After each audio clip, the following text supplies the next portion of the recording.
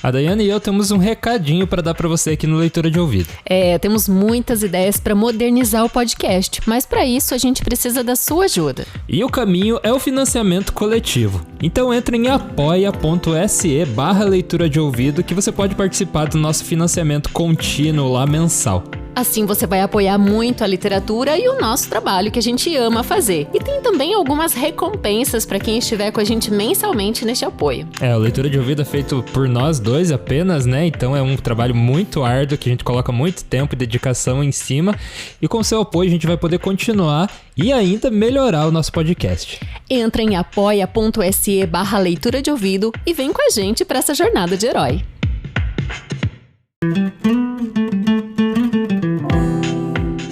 Bem-vindo ao Leitura de Ouvido, o podcast que transforma linhas em ondas sonoras. Eu sou o Lucas. E eu sou a Dayana. E hoje a gente vai começar uma série de 3 semanas de contos e histórias de Natal aqui no Leitura de Ouvido. Explica aí como é que vai ser. Esses episódios é para fazer com que você entre no clima, né? Então buscamos aí alguns autores da literatura nacional e também internacional. E eles vão até o dia 25, já que o Natal vai cair numa sexta-feira, dia de episódio novo. E vale dizer também que não são necessariamente contos de Natal, contos natalinos, esses clássicos que a gente já conhece, mas são contos que envolvem essa temática de uma forma ou de outra. Inclusive, no conto de hoje, de Machado de Assis, né? É um escritor novo, não sei se alguém conhece aí, que chama-se Missa do Galo. E ele se passa numa noite de Natal. É sempre sarcástico, né? E observador dos costumes e da condição humana. Então, fazia um tempinho que a gente não fazia um texto do Machado, trouxemos esse para abrir os nossos episódios. Inclusive, hoje para gravar, eu tô com a minha camiseta do Machado de Assis, como você não pode ver. Eu posso mandar um abraço? Sim, pode mandar um abraço. Eu quero mandar um alô para Voar e Criar Asas, né? O Paulo Fernandes, que é um livreiro, estudante de literatura, tem formação em teatro, muita coisa. Então ele é muito ouvinte do Leitura de Ouvido, divulga a gente também. Então um abraço para você, que está fazendo a diferença na vida das pessoas. Paulo. Se você quer que a gente mencione você aqui no Leitura de Ouvido também, compartilha com um amigo e faça a gente saber disso, que daí a gente fala o seu nome aqui, pode ser pelo Instagram, @leitura de ouvido, e manda um abraço para você também. E vamos pro conto de hoje, desse escritor aí que acho que tem futuro, hein? Machado de Assis. Boa leitura.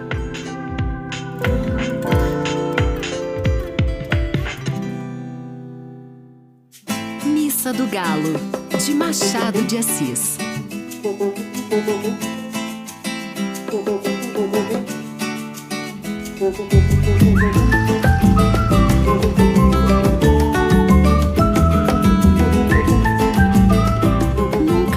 Entender a conversação que tive com uma senhora há muitos anos.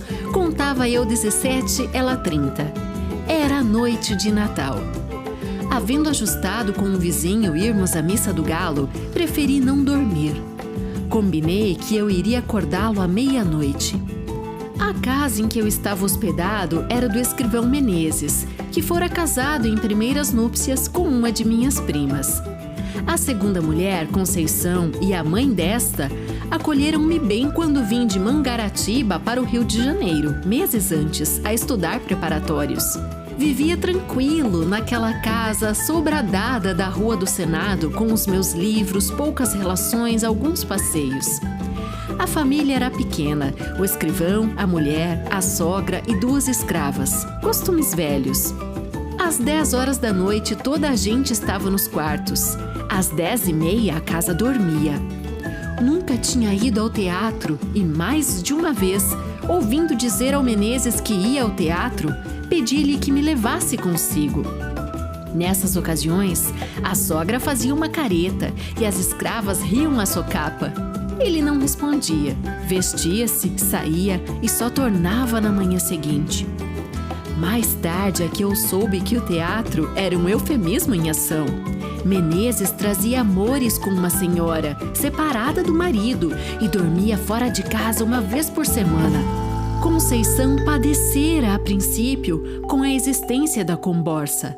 Mas, afinal, resignara-se, acostumara-se e acabou achando que era muito direito.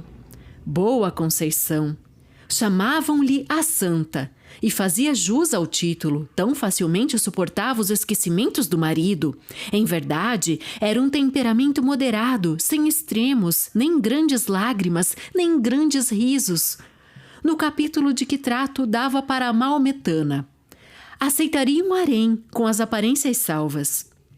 Deus me perdoe se a julgo mal. Tudo nela era atenuado e passivo. O próprio rosto era mediano, nem bonito, nem feio. Era o que chamamos uma pessoa simpática. Não dizia mal de ninguém, perdoava tudo, não sabia odiar, podia ser até que não soubesse amar. Naquela noite de Natal, foi o escrivão ao teatro. Era pelos anos de 1861 ou 1862. Eu já devia estar em Mangaratiba em férias, mas fiquei até o Natal para ver a missa do galo na corte. A família recolheu-se à hora do costume.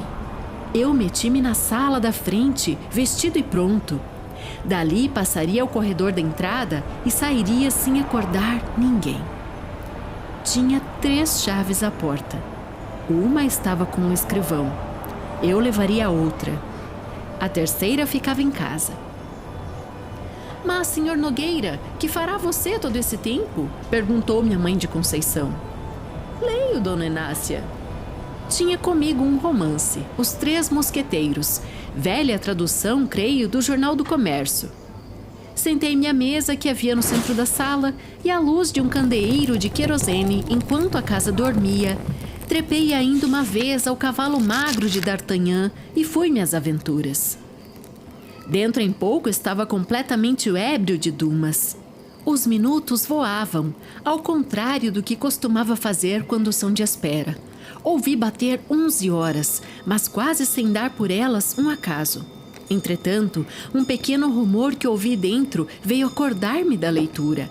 Eram uns passos no corredor que ia da sala de visitas à de jantar.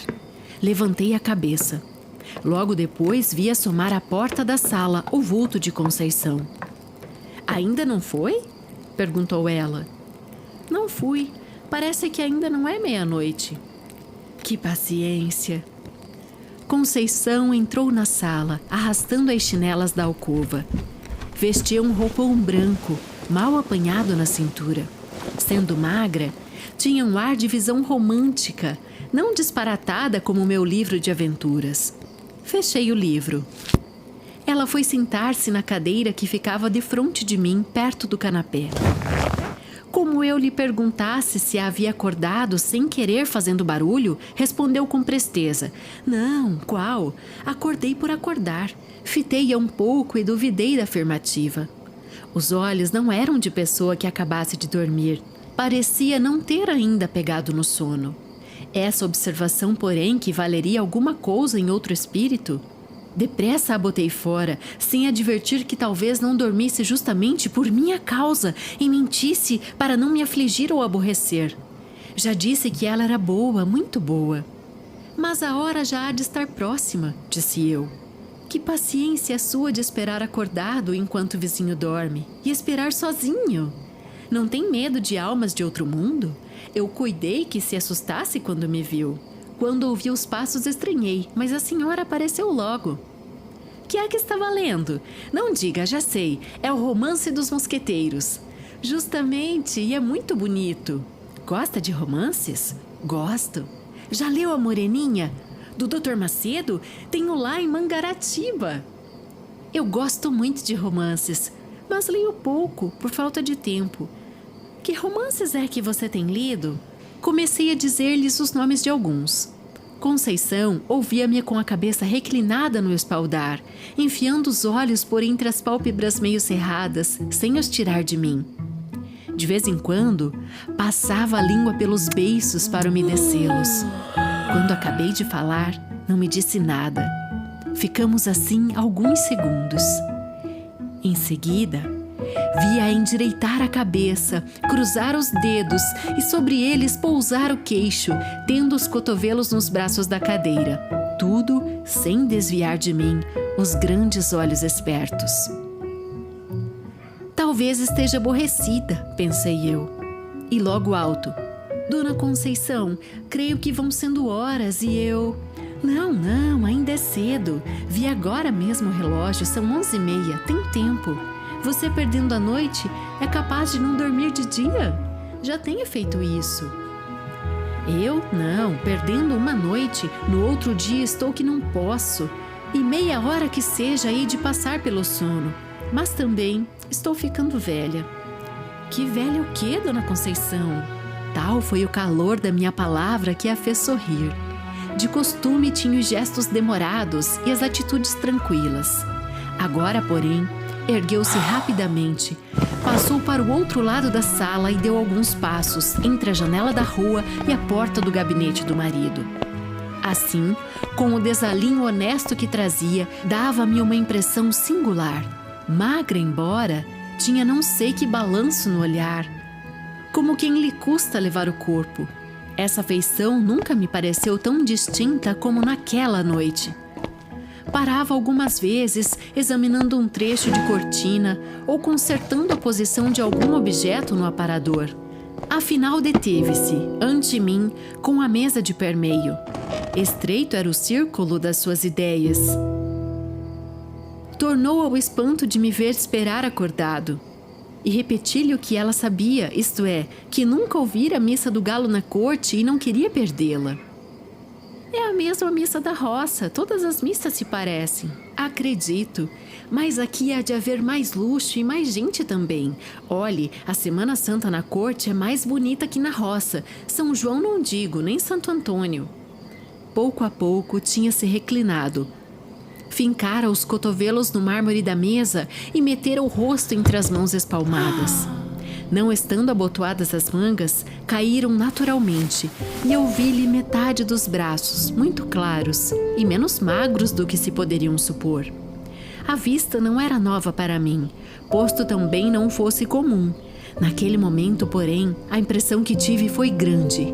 As veias eram azuis, que apesar da pouca claridade, podia contá-las do meu lugar. A presença de Conceição espertara-me ainda mais que o livro.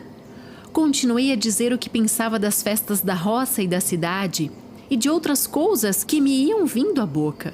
Falava emendando os assuntos, sem saber porquê, variando deles ou tornando aos primeiros, e rindo para fazê-la sorrir e ver-lhe os dentes que luziam de brancos todos iguaizinhos. Os olhos dela não eram bem negros, mas escuros. O nariz, seco e longo, um tantinho curvo, dava-lhe ao rosto um ar interrogativo. Quando eu alteava um pouco a voz, ela reprimia-me. Mais baixo, mamãe pode acordar. E não saía daquela posição que me enchia de gosto, tão perto ficavam as nossas caras. Realmente, não era preciso falar alto para ser ouvido. Cochichávamos os dois. Eu mais que ela, porque falava mais. Ela, às vezes, ficava séria, muito séria, com a testa um pouco franzida. Afinal, cansou. Trocou de atitude e de lugar. Deu volta à mesa e veio sentar-se do meu lado no canapé. Voltei-me e pude ver, a furto, o bico das chinelas. Mas foi só o tempo que ela gastou em sentar-se. O roupão era comprido e cobriu-as logo. Recordo-me que eram pretas. Conceição disse baixinho: mamãe está longe, mas tem o sono muito leve. Se acordasse agora, coitada, tão cedo não pegava no sono. Eu também sou assim. O quê? Perguntou ela, inclinando o corpo para ouvir melhor. Fui sentar-me na cadeira que ficava ao lado do canapé e repeti-lhe a palavra. Riu-se da coincidência. Também ela tinha o sono leve. Éramos 3 sonos leves. Há ocasiões em que sou como mamãe, acordando, custa-me dormir outra vez. Rolo na cama à toa, levanto-me acendo vela, passeio, torno a deitar-me e nada. Foi o que lhe aconteceu hoje. Não, atalhou ela. Não entendi a negativa. Ela pode ser que também não entendesse. Pegou das pontas do cinto e bateu com elas sobre os joelhos, isto é, o joelho direito, porque acabava de cruzar as pernas. Depois, referiu uma história de sonhos e afirmou-me que só tivera um pesadelo em criança. Quis saber se eu os tinha. A conversa reatou-se assim lentamente, longamente, sem que eu desse pela hora nem pela missa. Quando eu acabava uma narração ou uma explicação, Ela inventava outra pergunta ou outra matéria e eu pegava novamente na palavra. De quando em quando reprimia-me. Mais baixo, mais baixo.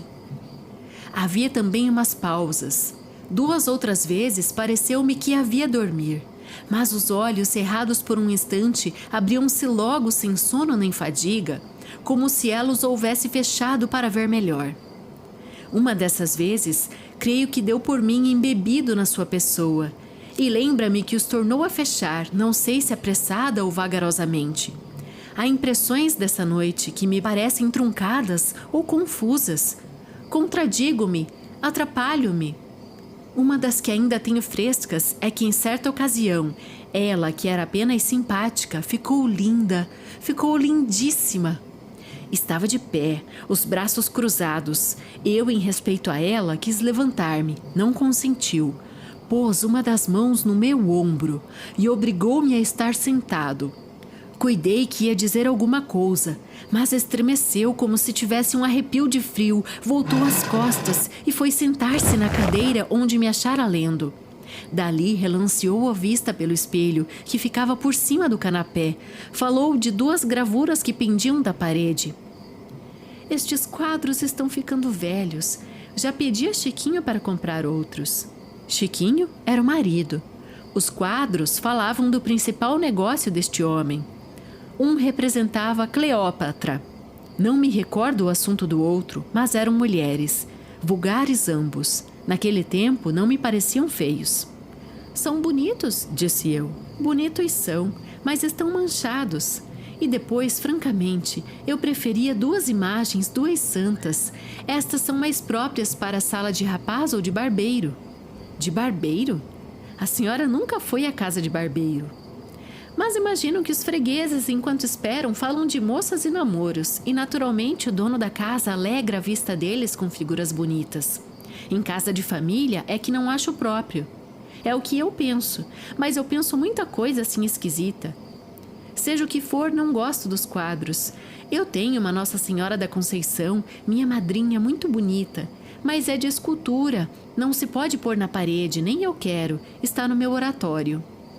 A ideia do oratório trouxe-me a da missa. Lembrou-me que podia ser tarde e quis dizê-lo.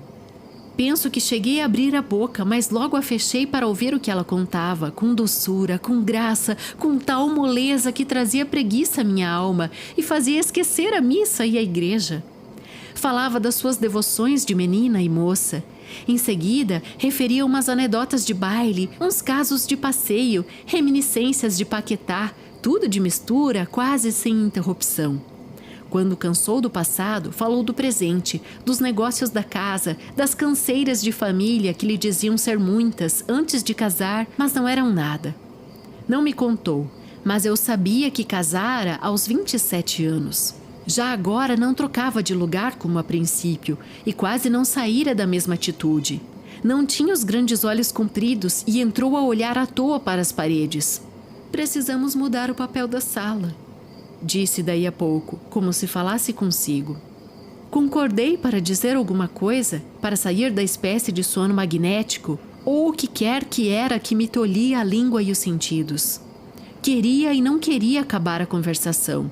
Fazia esforço para arredar os olhos dela, e arredava-os por um sentimento de respeito, mas a ideia de parecer que era aborrecimento quando não era, levava-me os olhos outra vez para a Conceição. A conversa ia morrendo. Na rua, o silêncio era completo. Chegamos a ficar por algum tempo, não posso dizer quanto, inteiramente calados. O rumor único e escasso era um roer de camundongo no gabinete, que me acordou daquela espécie de sonolência. Quis falar dele, mas não achei modo. Conceição parecia estar devaneando. Subitamente, ouvi uma pancada na janela, do lado de fora, e uma voz que bradava: "Missa do Galo! Missa do Galo!" "Aí está o companheiro", disse ela, levantando-se. "Tem graça. Você é que ficou de ir acordá-lo, e é ele que vem acordar você. Vá, que hão de ser horas. Adeus." "Que serão horas?" perguntei. "Naturalmente." "Missa do Galo!" repetiram de fora, batendo. "Vá, vá, não se faça esperar, a culpa foi minha. Adeus, até amanhã." E, com o mesmo balanço do corpo, Conceição enfiou pelo corredor dentro, pisando mansinho. Saí à rua e achei o vizinho que esperava. Guiamos dali para a igreja. Durante a missa, a figura de Conceição interpôs-se mais de uma vez entre mim e o padre. Fique isto à conta dos meus 17 anos. Na manhã seguinte, ao almoço falei da missa do galo e da gente que estava na igreja sem excitar a curiosidade de Conceição. Durante o dia, achei-a como sempre, natural, benigna, sem nada que fizesse lembrar a conversação da véspera. Pelo ano bom, fui para Mangaratiba. Quando tornei ao Rio de Janeiro em março, o escrivão tinha morrido de apoplexia. Conceição morava no Engenho Novo, mas nem a visitei, nem a encontrei. Ouvi mais tarde que casara com o escrevente juramentado do marido.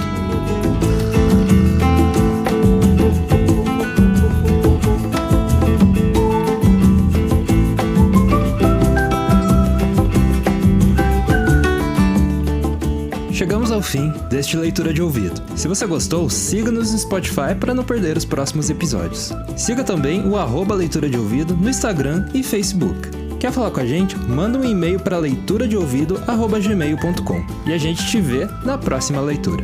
O Leitura de Ouvido é dirigido e narrado por Daiana Pasquim. A edição, artes de capa e trilha sonora de abertura são feitas por mim, Lucas Piaseschi. Essa é uma produção da Roca Studios.